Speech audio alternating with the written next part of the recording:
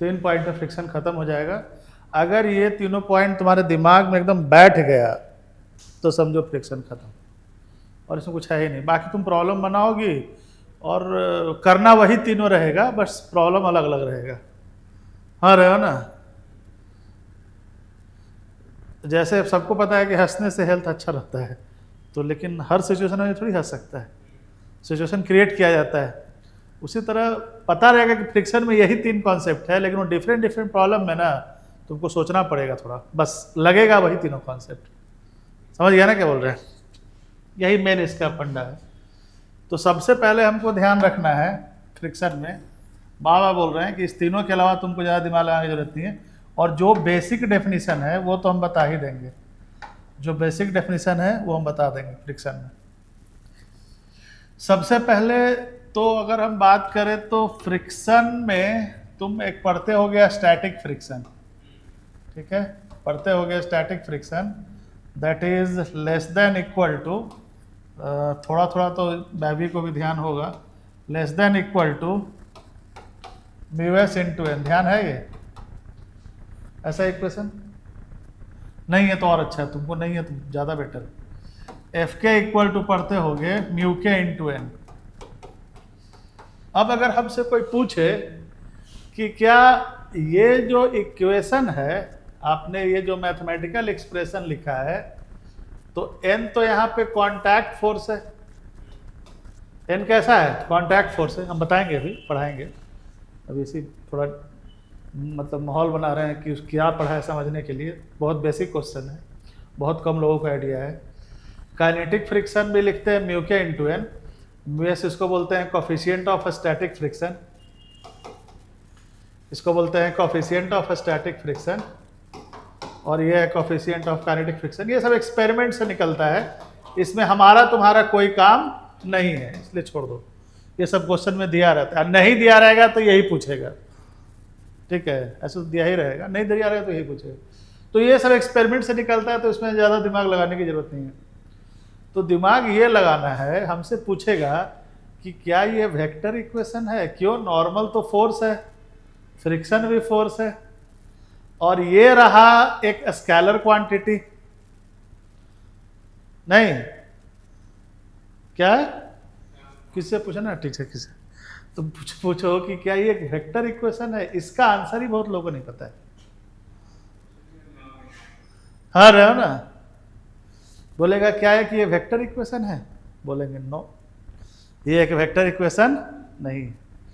तो बोलेगा रीजन क्यों? क्योंकि अगर कोई वेक्टर है ए इक्वल टू, मान लो कोई भी है 2b वेक्टर भी, तो अगर 2 किसी वेक्टर में स्केलर से मल्टीप्लाई कर तो उससे क्या मतलब? वेक्टर को तो वेक्टर ये बना रहा है ना, तो ये वेक्टर इक्वेशन क्यों नहीं है?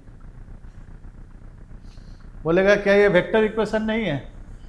नहीं, इसलिए इसको वेक्टर इक्वेशन कैटेगरी में नहीं रखते हैं। उसका रीजन क्या है? क्या फ्रिक्शन फोर्स वेक्टर, क्या ये वेक्टर, ये स्टैटिक फ्रिक्शन या काइनेटिक फ्रिक्शन जो है, क्या ये फोर्स वेक्टर नहीं है? नहीं नहीं, फोर्स तो वेक्टर है, बट ये वेक्टर इक्वेशन नहीं है, दोनों में अंतर है। बहुत कुछ बोल रहे हैं, ध्यान सुनना, ठीक है तो फ्रिक्शन फोर्स, कोई भी फोर्स है तो वेक्टर ही है, नॉर्मल वेक्टर है तो फ्रिक्शन, बट ये वेक्टर इक्वेशन नहीं है। अब बोलेगा वेक्टर इक्वेशन नहीं है, बोल रहे हो फोर्स वेक्टर है, ये तो बहुत कंफ्यूज कर रहा है। तो कहने का मतलब ये हुआ कि कोई भी वेक्टर क्वांटिटी हो, उसका डायरेक्शन फिक्स नहीं होता है, ठीक है। अब वेक्टर भी जैसे 2 तरह का होता है, एक होता है फिक्स्ड वेक्टर, एक होता है वेरिएबल वेक्टर, ठीक है। उसको समझो, फिक्स्ड वेक्टर का मतलब क्या हुआ? मतलब फ्रिक्शन जो है एक तरह से फिक्स्ड वेक्टर के फॉर्म में इसको हम बोल सकते हैं। मतलब इसमें होता क्या है, फ्रिक्शन क्या होता है? फ्रिक्शन हमेशा देखना अलोंग द लाइन लगेगा, और जो दूसरा नॉर्मल जो है वो परपेंडिकुलर है। तो इन दोनों के बीच का जो एंगल है वो हमेशा 90 डिग्री होता है, ठीक है ना।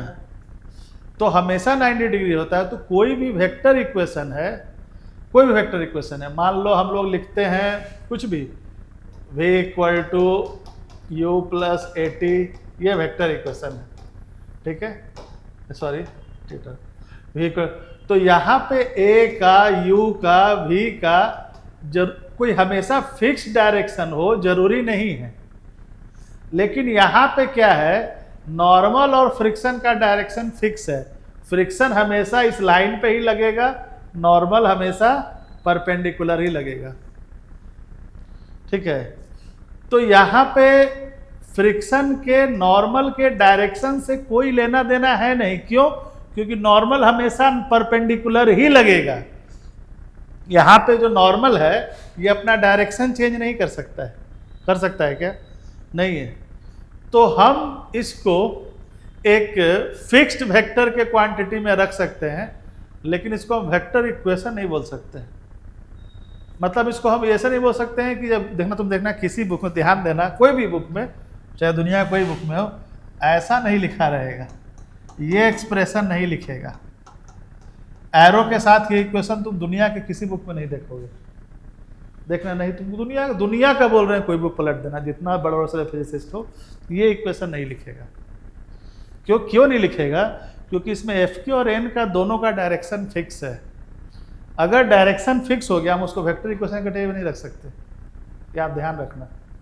ठीक है, तो ये वेक्टर का मतलब हुआ कि लोकलाइज वेक्टर जो है वो डिलोकलाइज होता है। मतलब वेक्टर इक्वेशन का मतलब होता है कि इसका डायरेक्शन बदले तो इसका डायरेक्शन ही बदल जाए। वेक्टर इक्वेशन का मतलब क्या है? इक्वेशन मैथमेटिकली बैलेंस्ड होना चाहिए ना। तो अगर नॉर्मल का डायरेक्शन बदले तो इसका ही बदल जाए। यहाँ तो ये न ये बदलने वाला है, ना ये बदलने वाला है। ये काहे का वेक्टर है? ये तो फिक्स्ड हो गया, स्केलर क्वांटिटी की तरफ फिक्स्ड हो गया। हाँ रहे हो ना? तो इसलिए हम इसको वेक्टर कैटेगरी में नहीं रखते। ठीक है, तो ये इंपॉर्टेंट है, तो ध्यान रखना। तो कहीं भी ये एक्सप्रेशन लिखे तो ये एक्सप्रेशन रॉन्ग है। ठीक है, एक फंडामेंटल चीज था, थोड़ा बता दिए, मार्केट में इस चीज का नॉलेज कम है। अब देखो, इक्वेशन वेक्टर तभी होगा, ध्यान रखना, कभी भी जब तुम इक्वेशन लिखते हो ना, vector A equal to 2 into vector B, तो इसको अगर ये वेक्टर बना रहा है तो इसके डायरेक्शन बदलने से इसका डायरेक्शन बदल जाए।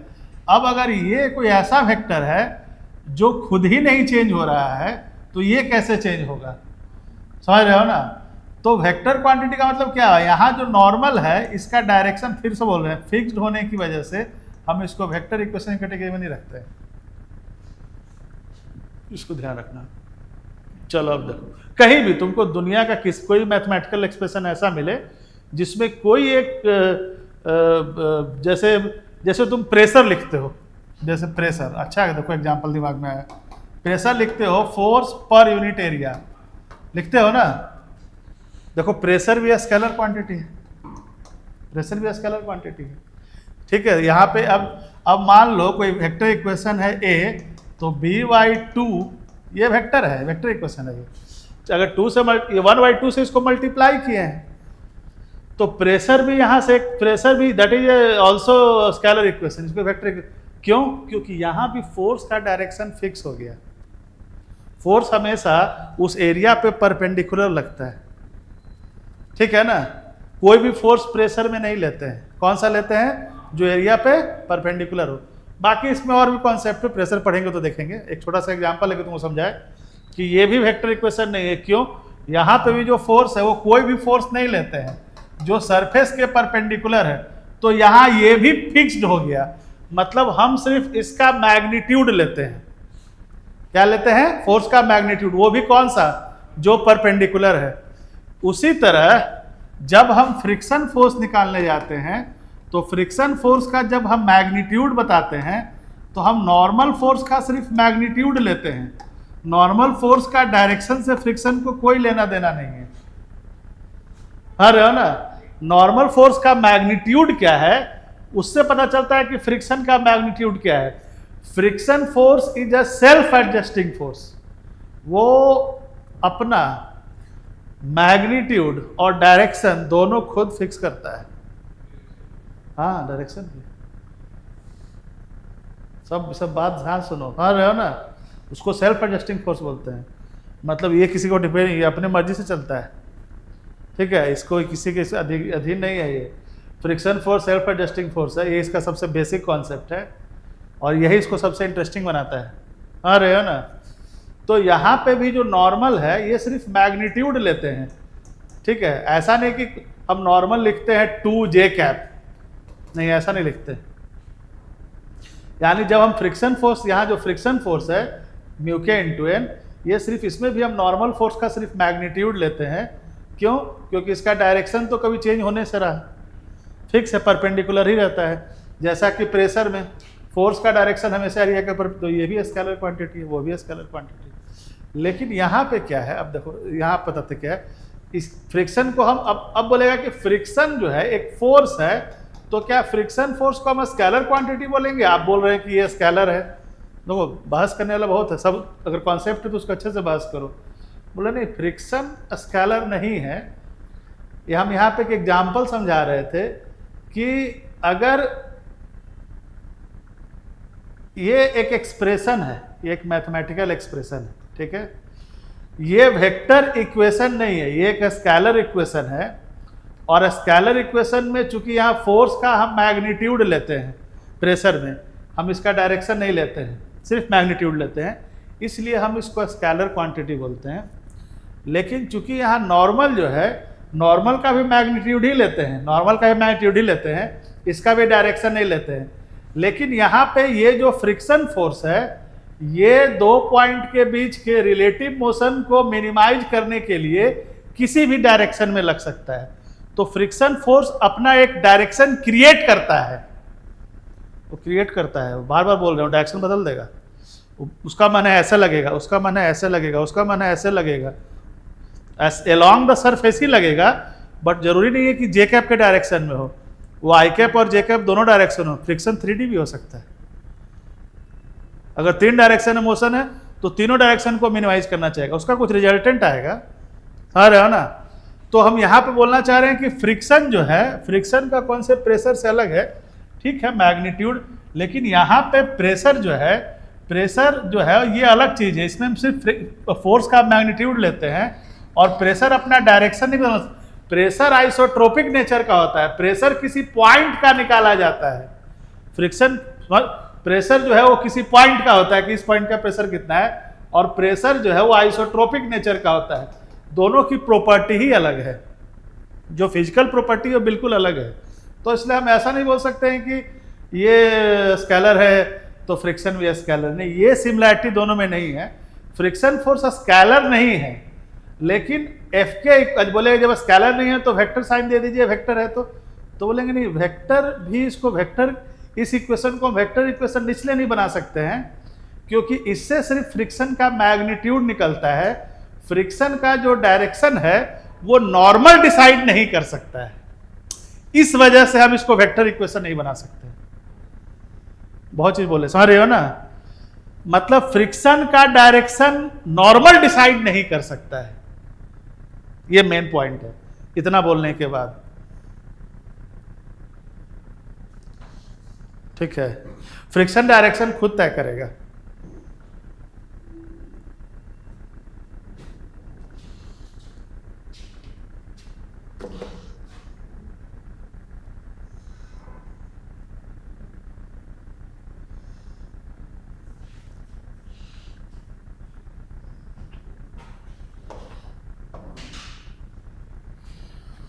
ठीक, उसमें क्या था कि प्रेशर का चीज़ क्या है कि प्रेशर में सिर्फ फोर्स का मैग्नीट्यूड लेते हैं और प्रेशर का कॉन्सेप्ट थोड़ा अलग है।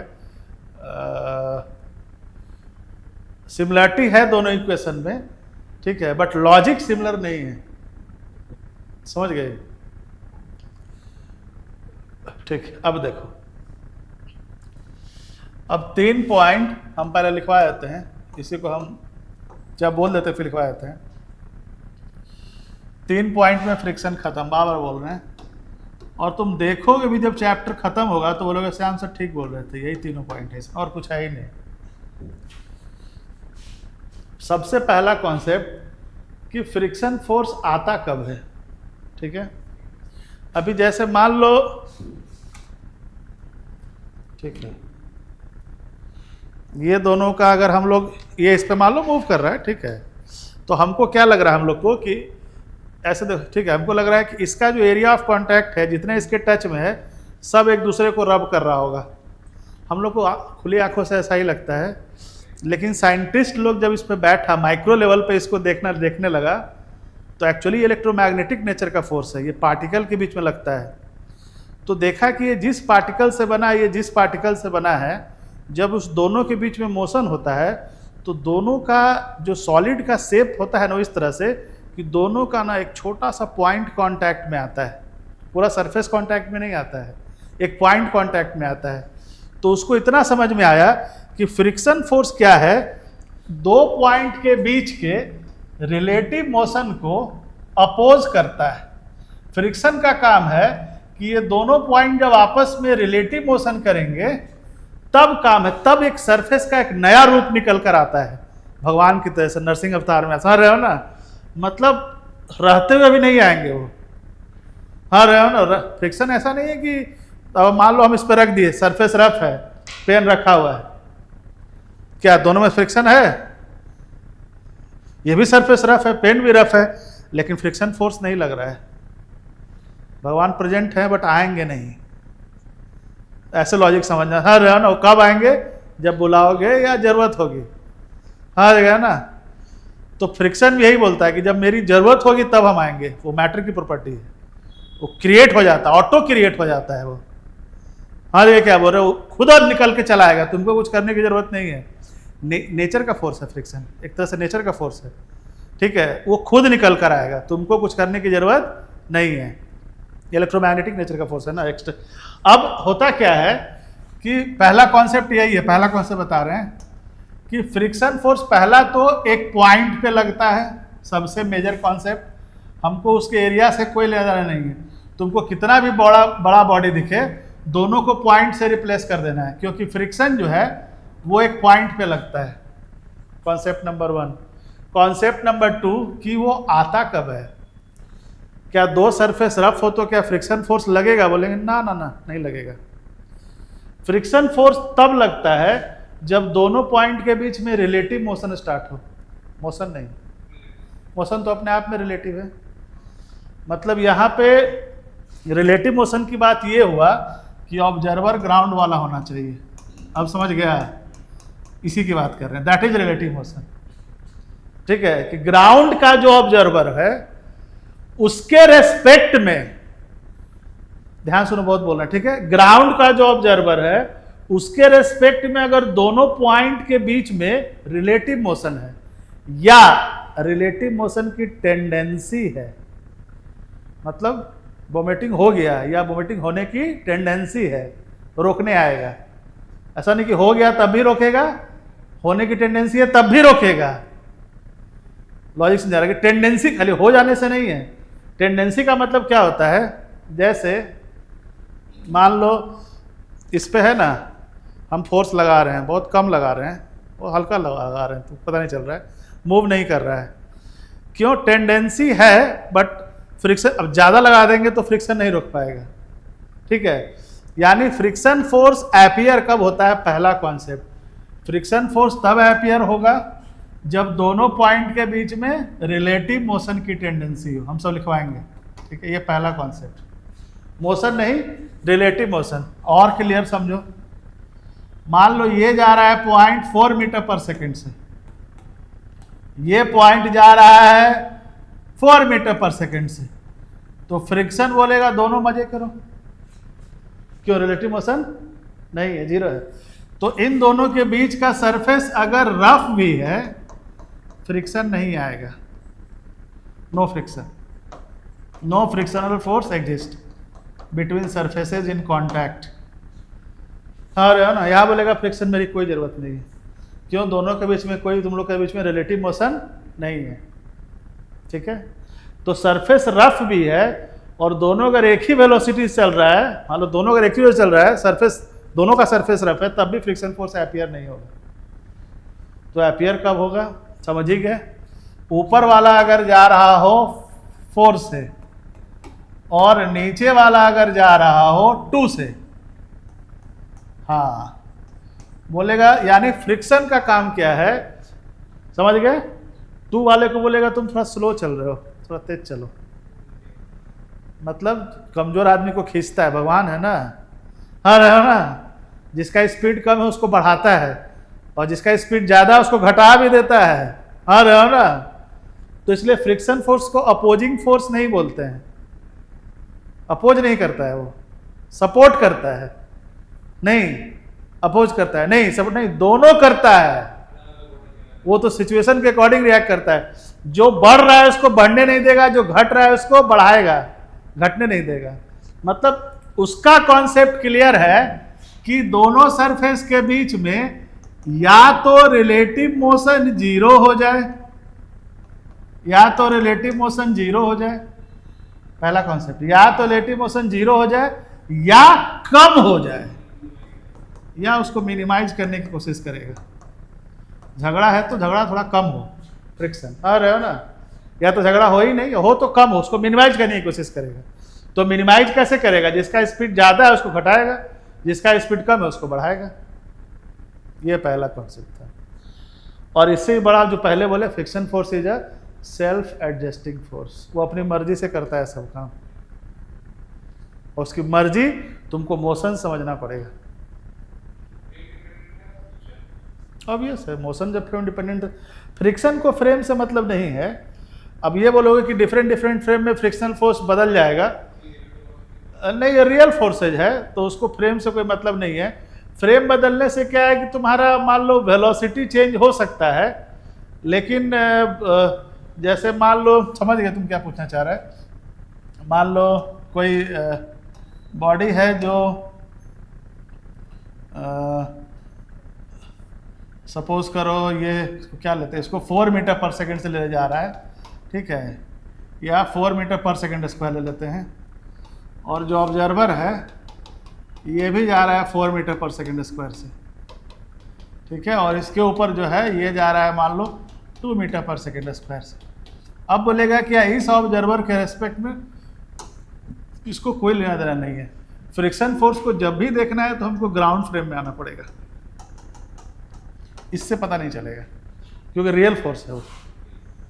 रियल फोर्स के लिए हमको न्यूटन सेकंड लॉ पे आना पड़ेगा। यही पूछ रहे थे ना, समझ गए? मतलब नहीं, हाँ मतलब इस फ्रेम से तुम फ्रिक्शन नहीं लगा सकते हो, देखना पड़ेगा तुमको ग्राउंड फ्रेम से, तुमको ग्राउंड फ्रेम से एक्चुअल सिचुएशन देखना पड़ेगा, तब पता चलेगा फ्रिक्शन किधर लग रहा है। क्या नहीं, फ्रेम डिपेंडेंट तब होता है जब डिफरेंट डिफरेंट फ्रेम से फ्रिक्शन का वैल्यू बदले। यहाँ तो फिक्स है कि भाई इसके रेस्पेक्ट में जो फ्रिक्शन होगा वही सारे फ्रेम के रेस्पेक्ट में होगा। फ्रेम डिपेंडेंट तब होता है जब अलग अलग फ्रेम में फ्रिक्शनल फोर्स का मैग्नीट्यूड या डायरेक्शन बदलता जाता है, लेकिन हमको फ्रिक्शन देखना ही ग्राउंड फ्रेम में। अगर दूसरे फ्रेम में देखोगे, जैसे मान लो इस फ्रेम में देखते, ठीक है, तो इस फ्रेम में देखते 2m, तो क्या करते हैं, इस फ्रेम में सूडो लगाते हैं, इस पे लगाते, इस पे सूडो लगाते, तो तुम सूडो लगाते तो ये क्या हो जाता है, जीरो हो जाता है ना। और जो भी होता है इसका तो कुछ मोशन होता, यही होता है ना, तो इसका मोशन होता तो हो सकता है इस डायरेक्शन में होता, तो फ्रिक्शन इसको इस डायरेक्शन में बढ़ाता, और ये जीरो है, बढ़ाता नहीं, सॉरी, ये तो जीरो हो गया, इसका इस डायरेक्शन, या तो देखना पड़ता किस डायरेक्शन में। तो जो तुम्हारा ग्राउंड फ्रेम में फ्रिक्शन आएगा, तुम इस फ्रेम में सूडो लगाने के बाद भी अगर देखोगे तो यही आएगा, वो बैलेंस्ड रहेगा, समझ गया ना। अब एग्जाम्पल एक लेंगे तो अच्छा क्लियर होगा, हम लगाएंगे सूडो, एग्जाम्पल तो लेंगे। मतलब ऐसा नहीं कि हम इस फ्रेम में जाएंगे तो सूडो लगाने के बाद तुमको जो फ्रिक्शनल फोर्स का मैग्नीट्यूड और डायरेक्शन दिखेगा वो नॉन इनर्शियल फ्रेम में भी वही दिखेगा। ऐसा नहीं कि उस फ्रेम में जाने से फ्रिक्शनल फोर्स अपना मैग्नीट्यूड डायरेक्शन बदल देगा, नहीं, वो सरफेस का फोर्स है ना, वो सरफेस के अकॉर्डिंग बिहेव करता है, फ्रेम के मैन के अकॉर्डिंग बिहेव नहीं करता है। सरफेस का मोशन कैसा है, वो सरफेस का फोर्स है, उसको फ्रेम से क्या लेना देना, नहीं, ठीक है। बाकी एक बार हम लोग उसको चेक करेंगे, क्योंकि जब तक एग्जाम्पल ही लेंगे ना समझ में नहीं आएगा, लेकिन मैं क्लियर हूँ कि नहीं होगा, फिर भी एक एग्जाम्पल लेके देख लेंगे, ठीक। अब देखो, चलो तो इसको पहले पॉइंट सब लिखवा देते हैं फ्रिक्शन में। एक एक करके लिख, ये सबसे बेसिक चीज़ था जो तुमको फ्रिक्शन का बोले। एक चीज़ और बता ही देता, अब लिखवा लेते हैं। अब जैसे हम लोग को लगता है कि फ्रिक्शन फोर्स का डायरेक्शन कैसे डिसाइड करते हैं, तो अब डायरेक्शन डिसाइड करने में कोई दिक्कत नहीं होना चाहिए, समझ ही गए। मान लो ये 4 मीटर पर सेकंड से जा रहा है और ये इधर 2 मीटर पर सेकंड से जा रहा है, दोनों अपोजिट जा रहा है। अब क्या करेगा, अब ये इधर 2 से जा रहा है, ये इधर 4 से जा रहा है, तो रिलेटिव मोशन तो बढ़ गया ना दोनों का, उल्टा और मतलब तेजी से रब करेगा। दोनों अपोजिट डायरेक्शन में जा रहा है, तो क्या करेगा, क्या करेगा बोलो, इसको इस पे फ्रिक्शन किधर लगेगा, इस पे, इसको किधर रखना चाहेगा। अब यहाँ सरफेस एक ही कांटेक्ट फोर्स है, तो इस पे फ्रिक्शन नीचे वाले पे किधर लगाएगा, इस डायरेक्शन में, ऊपर वाले पे इस डायरेक्शन में लगाएगा। क्यों, ये इसके स्पीड को घटाएगा, यहाँ से इसकी स्पीड को घटाएगा, दोनों की स्पीड को कम करेगा, सोचेगा जीरो हो जाए, तो रब ही नहीं कर पाएगा।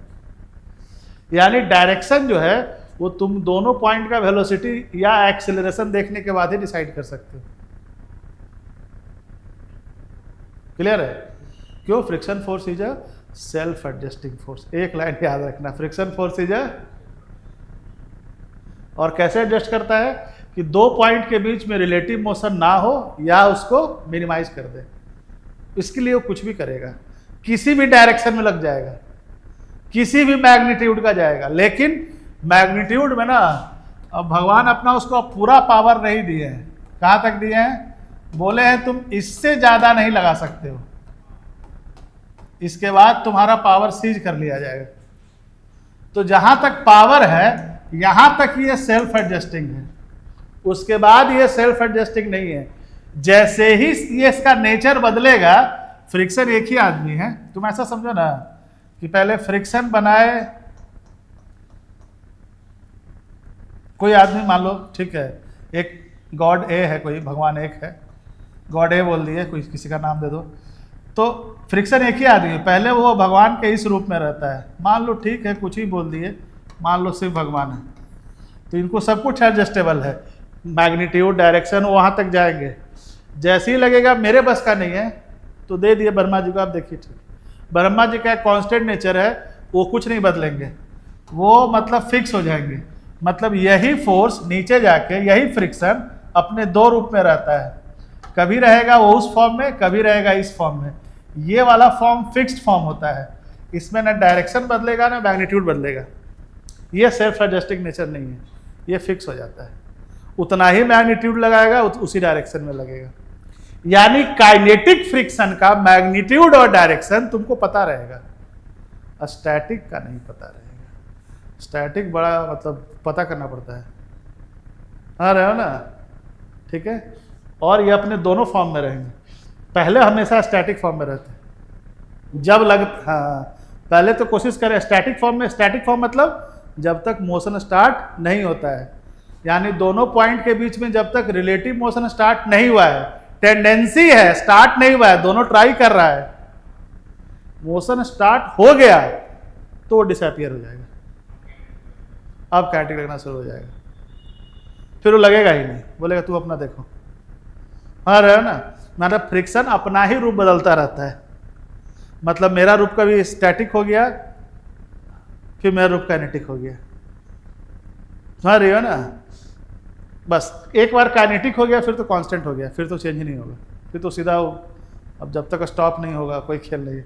और काइनेटिक फ्रिक्शन तब लगता है जब दोनों के बीच में रिलेटिव मोशन स्टार्ट हो जाए। हाँ, स्टार्ट होने के बाद जब स्टॉप हो जाएगा, ठीक है ना, और फिर से नया मोशन स्टार्ट करेंगे तो फिर से स्टैटिक से शुरू होगा, फिर से नया मोशन स्टार्ट करोगे ना। लेकिन काइनेटिक से स्टॉप होने तक कोई ऑप्शन नहीं, सिर्फ काइनेटिक ही लगेगा। ठीक, अब लिख लो।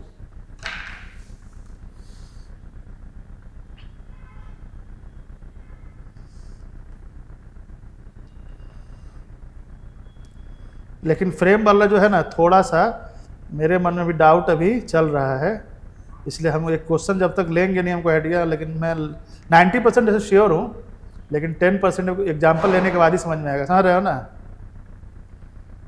हाँ, लिखना, the force of friction, concept number 1 friction में पहला concept, the force of friction comes into action only when, the force of friction comes into action only when there is a relative motion, the force of friction comes into action only when there is a relative motion, the force of friction comes into action only when there is a relative motion, or there is a tendency of relative motion, or there is a tendency of relative motion, or there is a tendency of relative motion between the two contact surfaces, or there is a tendency of relative motion between the two contact surfaces, Point 2, the force of friction on each body is in a direction, the force of friction on each body is in a direction opposite to its motion, the force of friction on each body is in a direction opposite to its motion relative to the other body, the force of friction on each body is in a direction opposite to its motion relative to the other body.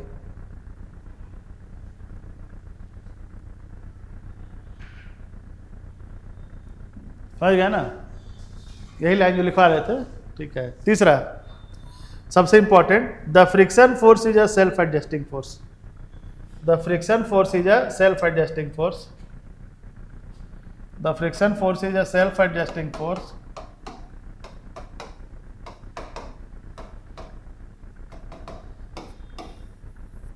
यही है, the friction force is a self adjusting force, it can adjust its magnitude to any value, direction तो adjust करेगा ही क्योंकि force है, तो it can adjust its magnitude to any value between 0 and F max. उसको limiting बोलते हैं, limiting value क्या बोलते हैं, लिमिटिंग वैल्यू, लिख दो limiting value, 0 and limiting value, that is ये मैथमेटिकल एक्सप्रेशन लिख लो, that is 0 to F max, friction इसी के बीच में रहेगा, और यही इसी बीच में वो दो फॉर्म में जाएगा, या तो एफ के में रहेगा या एफ एस में रहेगा,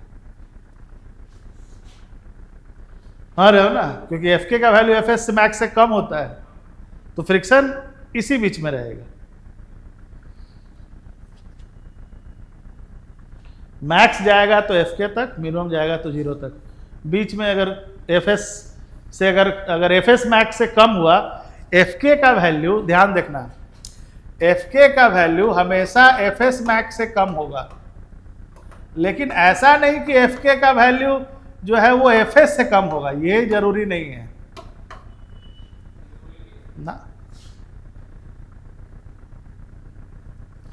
देखो सबसे पहला बात, इस पे हम लोग को चर्चा नहीं करना चाहिए था, क्यों नहीं करना चाहिए थे हम बता रहे हैं, एक्चुअली ये डिस्कशन का मैटर नहीं था, हम भी गलत बोल गए, इसलिए डिस्कशन का मैटर नहीं है ये, क्योंकि ये आएगा ही तब जब इसको ये क्रॉस करेगा, ये तब आता है जब मैक्स तक, मतलब ये अपने मैक्सिमम वैल्यू तक पहुंच जाता है, उससे पहले आता ही नहीं है, तो इसका डिस्कशन हम लोग को करना ही नहीं चाहिए,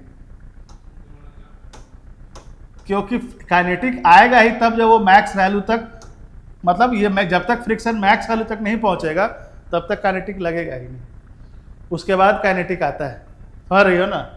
तो अब काइनेटिक फ्रिक्शन का वैल्यू जो है, हाँ ये जरूर बोल सकते हैं कि लिमिटिंग से तो कम होगा।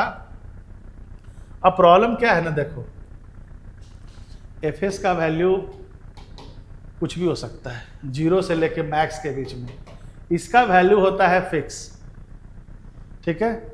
एफ एस होता है less than equal to mu S into N, और एफ के होता है, मैथमेटिकल एक्सप्रेशन लिख रहे हैं, म्यू के इंटू एन, दोनों का नॉर्मल सेम है, और म्यू एस म्यू के से ज़्यादा है, ठीक है। तो ये म्यूएस म्यू के से ज्यादा है, लेकिन ये लेस देन इक्वल टू है ना, मतलब ये मैक्स वैल्यू इतना है। ये एफ एस तो जीरो भी हो सकता है, लेकिन क्या काइनेटिक फ्रिक्शन जीरो होगा? नहीं होगा। तो हम ये तो मतलब डिस्कशन का मैटर नहीं है कि एफ के एफ एस से ज्यादा होगा कि कम होगा, क्योंकि एफ एस एक फिक्स्ड वैल्यू नहीं है,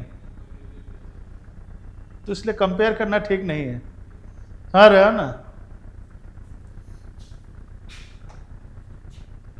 ठीक, चलो अब हेडिंग दो स्टैटिक फ्रिक्शन से, पहले हम सब लिखवा देते हैं। चलिए अब फ्रिक्शन का पहला रूप देखें, स्टैटिक फ्रिक्शन। फ्रिक्शन पहले अपना स्टैटिक अलग, पहले के एग्जाम्पल समझो तो पूरा पिक्चर क्लियर हो जाएगा। देखो तब लिखवाएंगे तो मजा भी आएगा, समझ में ज़्यादा आएगा। एक ही आदमी है, हम बार बोल रहे हैं, इसके दो रूप हैं, लोग इसको तीन रूप बोलता है। एफ एस मैक्स को नहीं बोलेंगे, उसी का मैक्स वैल्यू है, ठीक है। एफ एस यही अपने मैक्सिमम वैल्यू तक जाएगा तो एफ एस मैक्स तक जाएगा, ठीक है। इसलिए इसको अलग से डिस्कशन नहीं किया जाता है, ऐसे बहुत सारे बुक में करता है लेकिन ज़रूरत नहीं है उसकी। अब एफ एस का जो वैल्यू है वो लिख दे रहे हैं less than equal to mu S into N, ठीक है, ये है मैथमेटिकल एक्सप्रेशन। और एफ के है म्यू के इंटू एन, ये है मैथमेटिकल एक्सप्रेशन। एन यहाँ पे नॉर्मल कॉन्टैक्ट फोर्स है, एन यहाँ पे नॉर्मल कॉन्टैक्ट फोर्स है।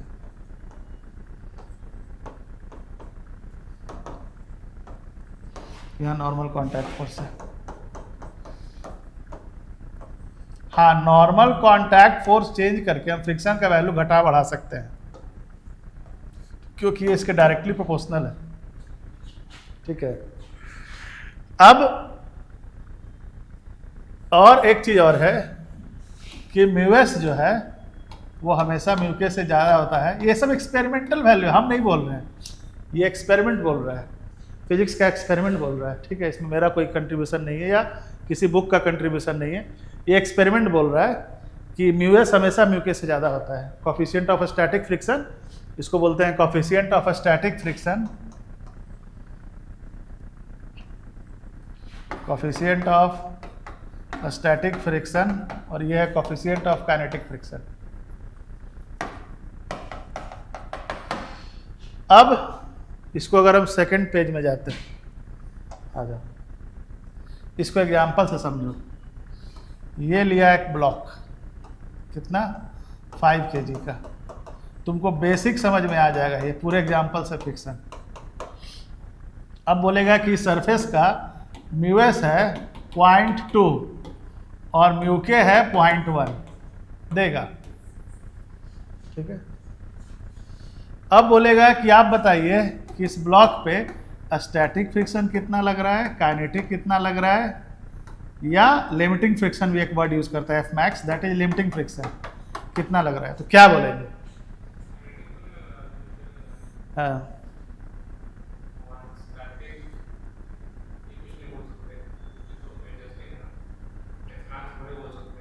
कितना लगेगा आपको? महागधारे अभी तो बोले कि फ्रिक्शन फोर्स कब लगता है। सबसे पहले ये बताना पड़ेगा कि आएगा, लगेगा कि नहीं लगेगा, पहले तो ये चेक करना है ना। लगेगा, मोशन ही नहीं है, कहां से लगेगा? हाँ, तो हो गया, वो तो है क्या, कुछ लगेगा ही नहीं, खेल खत्म। फ्रिक्शन फोर्स क्यों लगेगा? रिलेटिव मोशन की कुछ है, न टेंडेंसी है न मोशन है, तो क्यों लगेगा? जीरो, पहला केस यही है। हाँ, अब देखो, यही तो पहला लाइन लिखवाए थे कि फ्रिक्शन फोर्स कब आता है, जब रिलेटिव मोशन की टेंडेंसी हो। अब इस पे लगाए हम 1 न्यूटन का फोर्स, चलिए अब लगाए 1 न्यूटन का फोर्स। चलिए अब देखते हैं नॉर्मल कितना है, नॉर्मल है 50 न्यूटन।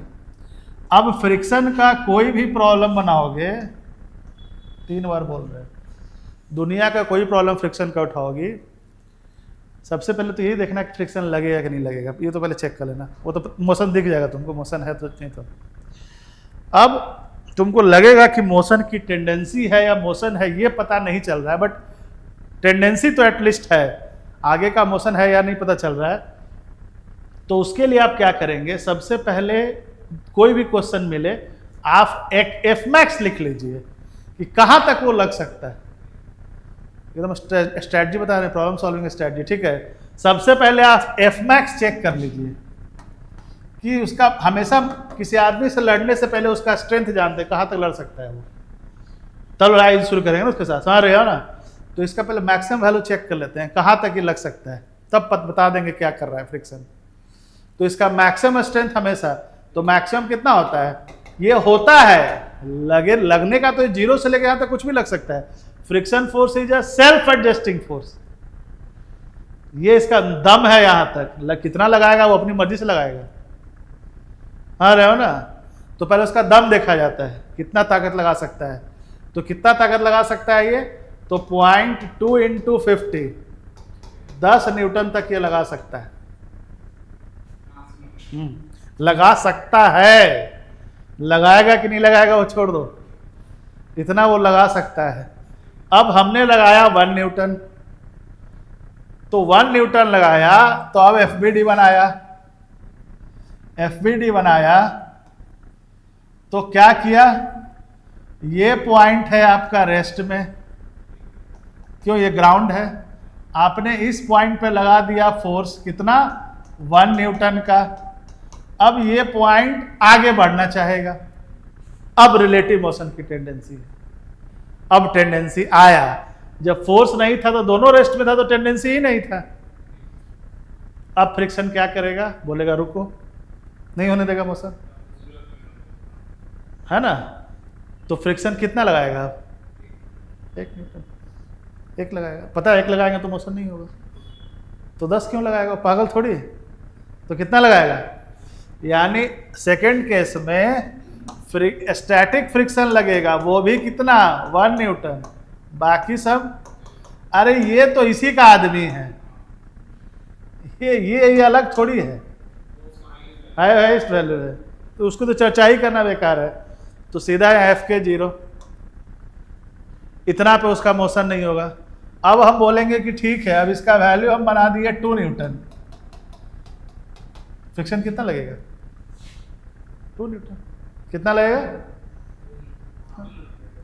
फिर मोशन नहीं देगा, जहां तक दम है वहां तक तो इसको मोशन ही नहीं देगा। वो रिलेटिव मोशन को एकदम खत्म कर देना चाहता है वो, हाँ रोक देना, एक्चुअली वो सरफेस के मोशन को रोकना चाहता है, रोक दिया तो बेस्ट, नहीं रोका तो मिनिमाइज करेगा, समझ गया ना। तो दिख रहा है कि रोक देंगे हम 2 न्यूटन, तो हम मूव ही नहीं कर देंगे पॉइंट को। तो वेलोसिटी और मोशन का मतलब हम बार बार बोल रहे हैं, क्या होता है, वेलोसिटी। अब एक्सेलेरेशन मत देखने लगना, पहले अगर वेलोसिटी दिया हुआ है तो वेलोसिटी देखना, और अगर वेलोसिटी नहीं दिया हुआ है तब एक्सेलेरेशन देखना, क्योंकि मोशन को कौन डिस्क्राइब करता है, वेलोसिटी, ध्यान रखना, ठीक है। अब देखो ये हो गया, चलिए उसी तरह फोर्स बढ़ाते गए, अब हम फोर्स पहुंच गए 10 न्यूटन पे। फ्रिक्शन बोलेगा कि अभी भी कितना लगेगा, 10, अभी भी मोशन नहीं है, लेकिन अब अपने मैक्सिमम वैल्यू पहुंच गया। अब बॉडी हिलने लगा, अब वाइब्रेट करने लगा। अब कैसे, अब अगर हम इससे थोड़ा सा भी ज़्यादा बढ़ा दिए, 10.00000001 इतना भी लगा दिए तो फ्रिक्शन से नहीं रुकेगा। अब मोशन स्टार्ट, तो अब बोलेगा, अब देखो तुम अपना, अब पाला फेंक देगा काइनेटिक को, हाँ रहे हो ना, मतलब अपना फॉर्म बदल लेता है फ्रिक्शन, हाँ ये ना, अब काइनेटिक। तो अब मोशन स्टार्ट हो गया, अब स्टैटिक फ्रिक्शन डिसअपीयर हो गया। लेकिन चूंकि सरफेस का नेचर है मोशन को मिनिमाइज करना, तो वो लगता है लेकिन अपना रूप बदल लेता है, नहीं समझे। जैसे मान लो, समझ गया ना, तो काइनेटिक फ्रिक्शन कितना लगेगा, अब काइनेटिक देख लो, 5 न्यूटन कितना लगेगा। तुम देखो 10 न्यूटन का तुम फोर्स लगा रहे थे, तो फ्रिक्शन लग रहा था 10 न्यूटन, और तुम 10.001 की, तो फ्रिक्शन सीधा 5 न्यूटन पे आ गया, तो मोशन स्टार्ट हो गया। अब फ्रिक्शन फोर्स का पैटर्न चेंज हो गया, अब उसको मिनिमाइज करेगा बट कांस्टेंट ढंग से करेगा। ऐसा समझो जैसे मान लो हमको पता है कि भाई इसको पढ़ाएंगे ना, तो ये कर जाएगी, आ जाएगी अच्छा रैंक में आईआईटी। हम पूरा दम लगा के पढ़ा रहे हैं, लगा रहे एक समय आएगी ना ही नहीं कर पाएगी। अब चूंकि टीचर है, पढ़ाना काम है तो हम पढ़ाएंगे, बट पूरा दम नहीं लगाएंगे। ऐसे जो फ्रिक्शन को लगता है ना ही छोड़ो उठा, बट उसकी टेंडेंसी है तो लगाएगा जरूर, लेकिन अपना वैल्यू कम कर लेता है। हाँ रहे हो ना, तो बस यही होता है। ठीक, नोट कर लो इसको क्या लिखवा रहे थे, ये समझ गए ना पूरा खेल, ये फ्रिक्शन का पूरा खेल है। इसी पे हम थ्योरी लिखवा देते हैं। ये पेज लिख लो, ये पेज नहीं लिखी थी ना, ये पेज इंपॉर्टेंट था, ये वाला है।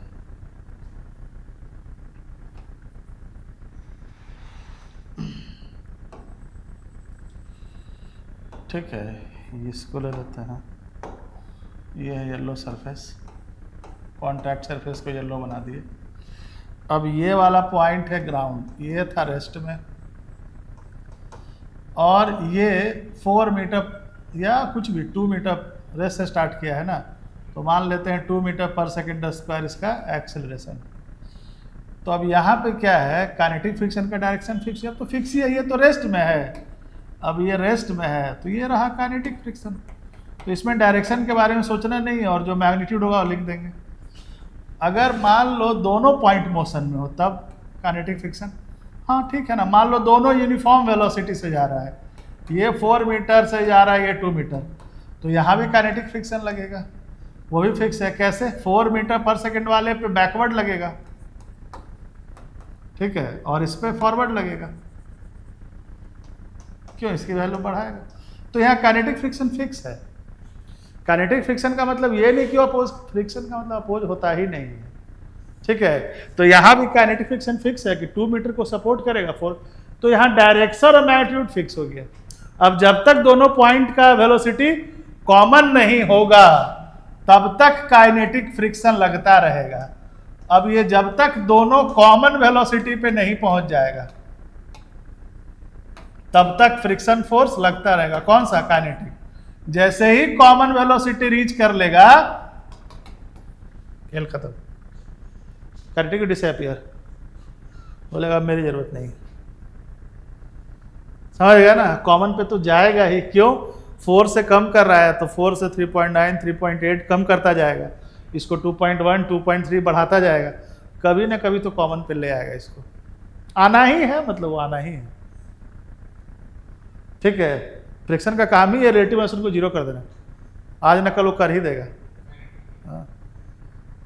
रिलेटिव जीरो करता है, वेलोसिटी जीरो नहीं करेगा, ठीक है। यहाँ रिलेटिव वेलोसिटी, कॉमन वेलोसिटी को यानी रिलेटिव वेलोसिटी जीरो कर देगा। और देखो दूसरा, इसको भी ध्यान रखना। और मान लो कोई ब्लॉक है, बोलेगा ये रहा फोर्स 1 न्यूटन का या 2 न्यूटन का, इस डायरेक्शन में एक्सेलरेशन है 2 मीटर पर सेकेंड, पार्टिकल का वेलोसिटी है 1 मीटर पर सेकेंड। चलिए म्यू एस दे देगा 0.2, म्यू के 0.1, मास 5 kg। बोलेगा कि कौन सा फ्रिक्शन लगेगा, कितना मैग्नीट्यूड का लगेगा और किस डायरेक्शन में लगेगा, बताओ। कौन सा, पहले बोलो, निकालो मत, कौन सा फ्रिक्शन लगेगा, निकाल तो पेन रख, पेन लगाने की क्या जरूरत है इसमें। कौन सा फ्रिक्शन लगेगा, किस मैग्नीट्यूड का लगेगा और किस डायरेक्शन में लगेगा।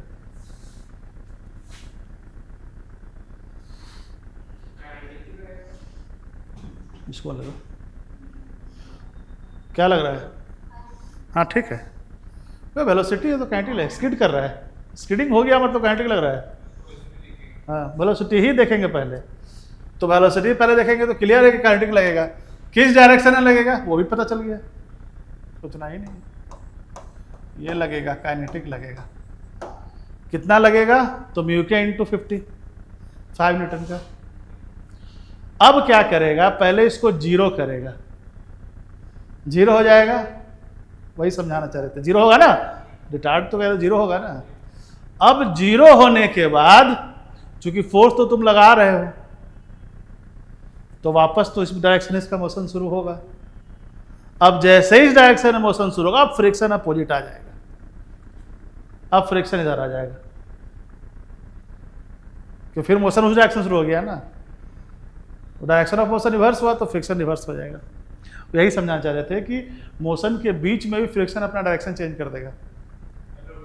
हाँ, रुकेगा क्या, एक मोमेंट के लिए स्टॉप होगा, उस मोमेंट के लिए फ्रिक्शन जीरो हो जाएगा, एक मोमेंटरली रेस्ट में आएगा, फिर इसका मोशन राइट जाएगा, फिर फ्रिक्शन बैक हो जाएगा। समझ गए ना? ठीक है, ध्यान रखो, इसको फिगर बना लो, ध्यान रहेगा। ये भी बना लो। काइनेटिक फ्रिक्शन का डायरेक्शन में कोई टेंशन नहीं है, इसका डायरेक्शन फिक्स्ड होता है, मैग्नीट्यूड फिक्स्ड होता है, तो ये टेंशन नहीं देता है ज़्यादा, स्टैटिक थोड़ा देगा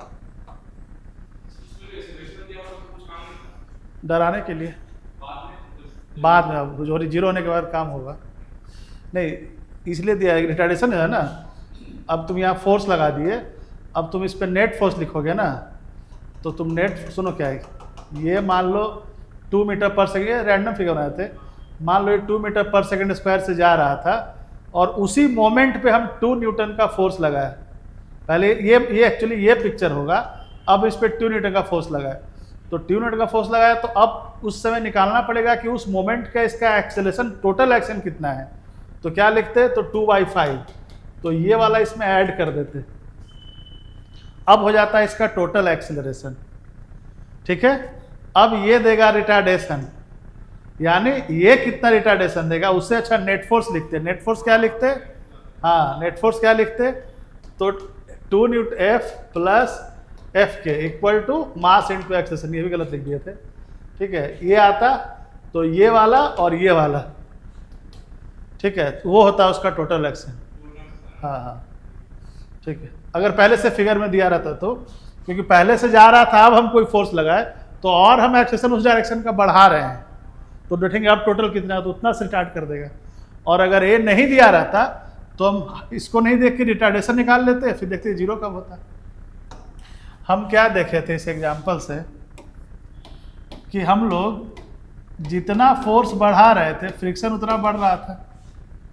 नहीं 1 लगाया तो 1, 2 लगाया तो 2, 3 लगाया तो 3, मतलब प्रोपोर्शनल है। यानी अप्लाइड फोर्स वर्सेस तुमको फ्रिक्शन का ग्राफ ड्रॉ करना है, तो जब तक रिलेटिव मोशन नहीं होगा लिनियरली वेरी करेगा। लिनियरली वेरी करेगा मतलब स्ट्रेट लाइन। लिनियरेशन किसका होता है, स्ट्रेट लाइन। जितना हो जितना प्रोपोर्शनल हो गया ना, y इक्वल टू एक्स वाला रिलेशन हो गया ना, x पुट किए तो y मिला, मतलब 45 डिग्री। मतलब अप्लाइड फोर्स जब तक फ्रिक्शन अपने मैक्स वैल्यू तक नहीं पहुंच जाएगा वहां तक आप लगा सकते हैं, दैट इज, इसको हम बोल दिए F0 बोल देते हैं, जहां तक ये मैक्सिमम तक पहुंचा दिया यहाँ। चलो अब यहाँ से खेल बदलेगा, अब यहाँ से रिलेटिव मोशन शुरू हुआ तो ग्राफ थोड़ा सा नीचे आके फिर कांस्टेंट हो गया, फिर स्ट्रेट हो गया ग्राफ। तो ये जो पीरियड है ना, वो जो बहुत कम टाइम पीरियड होता है, ग्राफ में इतना पोर्शन दिखाया जाता है, वो तुरंत नीचे आके कांस्टेंट हो गया ग्राफ, उसके बाद तो फिक्स हो गया, दैट इज काइनेटिक। यही ग्राफ बुक में बनाया रहता है, समझ गया ना। थोड़ा सा नीचे आके कांस्टेंट हो गया क्योंकि वैल्यू घट गया ना।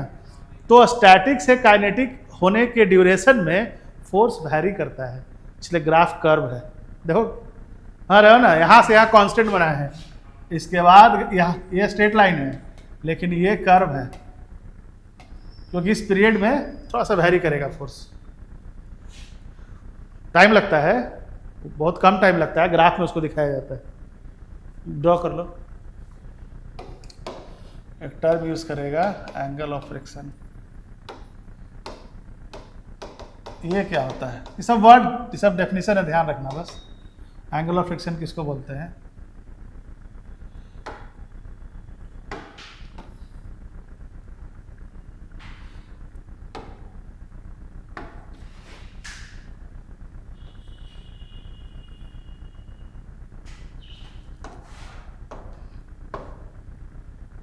देखिए अब यहाँ पे 2 लगा, एक कांटेक्ट फोर्स,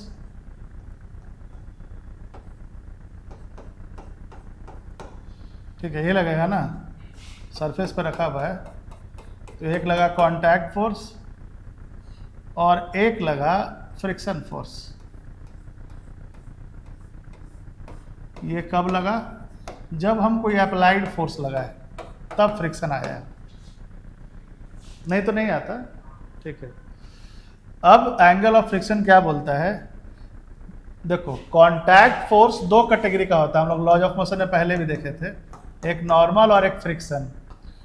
मतलब अगर हमसे अब, पहले नहीं अब के मतलब अब कभी भी, अगर हमसे कांटेक्ट फोर्स पूछेगा तो हम ना ये बताएंगे ना ये बताएंगे, इस दोनों का रिजल्टेंट बताएंगे, वही कांटेक्ट फोर्स होगा। नॉर्मल कांटेक्ट फोर्स बोलेगा तो ये बताएंगे, हाँ, लेकिन कांटेक्ट फोर्स नहीं, कांटेक्ट फोर्स दोनों का रिजल्टेंट होगा। ठीक है, तो अब डेफिनेशन ये है कि कांटेक्ट फोर्स, तो ये रहा नॉर्मल, थोड़ा बढ़ा देते हैं, तो इस दोनों का रिजल्टेंट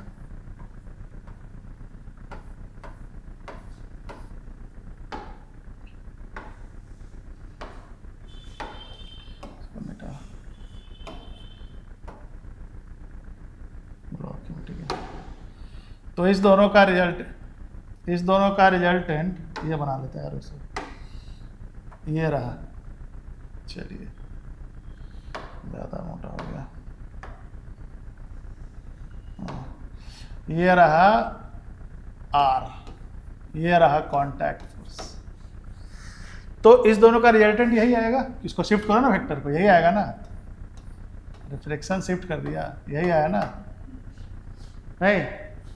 तो ये जो कांटेक्ट फोर्स है वो नॉर्मल के साथ जितना एंगल बनाएगा, किसके साथ? नॉर्मल के साथ। किसके साथ?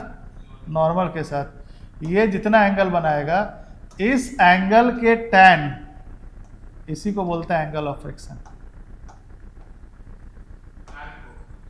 हाँ, उस एंगल का tan का जो वैल्यू होगा यही होगा एंगल ऑफ फ्रिक्शन। तो ये कितना हो जाएगा? tan को क्या लिख सकते हो? फ्रिक्शन अपॉन नॉर्मल, बस यही हो गया एंगल ऑफ फ्रिक्शन। इसको एंगल ऑफ फ्रिक्शन बोलते हैं। क्या बोलते हैं? Angle of friction. मतलब रिजल्टेंट जो नॉर्मल के साथ बनाएगा, समझ गए ना? और कांटेक्ट फोर्स हमेशा ये होगा, ये वाला होगा, ना ये होगा ना ये होगा, हमेशा ये होगा। नोट कर लो इसको, देखते हैं।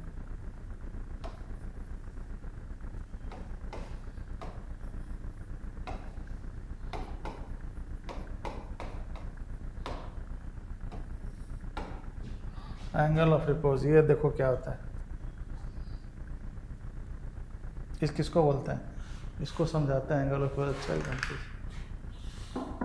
पहनना था, पहन लो, बहुत चिकना है ना। कॉपी लो, कॉपी लो, तो स्लिप कर जाएगा। पहन लो, वो लो ना, मार वो वाला क्या, हाँ है ना। अब इसको फ्लैट सरफेस में लो रखे, फ्लैट ही लगा, हल्का सा एंगल है, कॉपी तो फ्लैट ही है। इसको रखे हुए हैं, मोशन हो रहा है, नहीं हो रहा है, इसको उठाए, अभी भी नहीं हो रहा है, एंगल लिया ना कॉपी, और उठाए और उठाए और उठाए और उठाए। अब देखो एक एंगल पे आके स्लाइड करने लगा, तो जिस एंगल पे इसका मोशन स्टार्ट हो जाता है उसको क्या बोलते हैं? Angle of repose. जितने एंगल पे मोशन स्टार्ट हो गया उसी एंगल को क्या बोलते हैं? Angle of repose. मतलब एंगल ऑफ रिपोज पे फ्रिक्शन कहाँ चला जाएगा? मैक्स वैल्यू पे चला जाएगा, नहीं तभी मोशन स्टार्ट होगा ना। तो इसी एंगल को बोलते हैं। मतलब हमेशा ध्यान रखना है, तुमको क्या देगा? बोलेगा एंगल ऑफ इंक्लिनेशन, यहाँ मान लो ये, इसको हम लोग थीटा बोल देते हैं, थीटा। बोलेगा अगर angle of inclination angle of repose से ज़्यादा है तो क्या होगा? Angle of inclination angle of repose से कम होगा तो क्या होगा? एंगल ऑफ इंक्लिनेशन अगर एंगल ऑफ रिपोज के इक्वल हो तो क्या होगा? अब एंगल ऑफ रिपोज पहले निकाल लेते हैं कितना है। यहाँ फाई जो है इसको हम लोग बोलते हैं एंगल ऑफ रिपोज। तो कैसे निकालेंगे? तो जिस एंगल पे स्लाइड करना शुरू कर दिया तो mg साइन थीटा, फ्रिक्शन किधर रहेगा? ऊपर। फ्रिक्शन कहाँ पहुँच गया? मैक्स वैल्यू पे। जब तक मैक्स नहीं होगा तब तक ये एंगल ऑफ रिपोज नहीं कहलाएगा। ठीक है, तो क्या लिख दिए? तो mg sine theta equal to F max कितना हो जाएगा? Mu S into N, N कितना हो गया, एन हो गया एम जी कॉस थीटा, हटा एम जी, तो क्या हो गया tan theta equal to mu S, हो गया ना, क्या हो गया tan theta equal to mu S. अब थीटा या फाई एक ही है, इसी एंगल को एंगल ऑफ रिपोज बोल रहे हैं, इसी एंगल को, ये गलत लिख दिए, इसको ये लिखना चाहिए था theta equal to tan inverse mu S, ये लिखना चाहिए था, ये थोड़ा गलत लिख दिए, रुक जाओ, ठीक है। थीटा अगर ग्रेटर देन, या एंगल ऑफ रिपोज लिखना चाहिए, थीटा या एंगल ऑफ रिपोज है, 2 मिनट रुक जाओ, थीटा यहाँ पे एंगल ऑफ रिपोज है,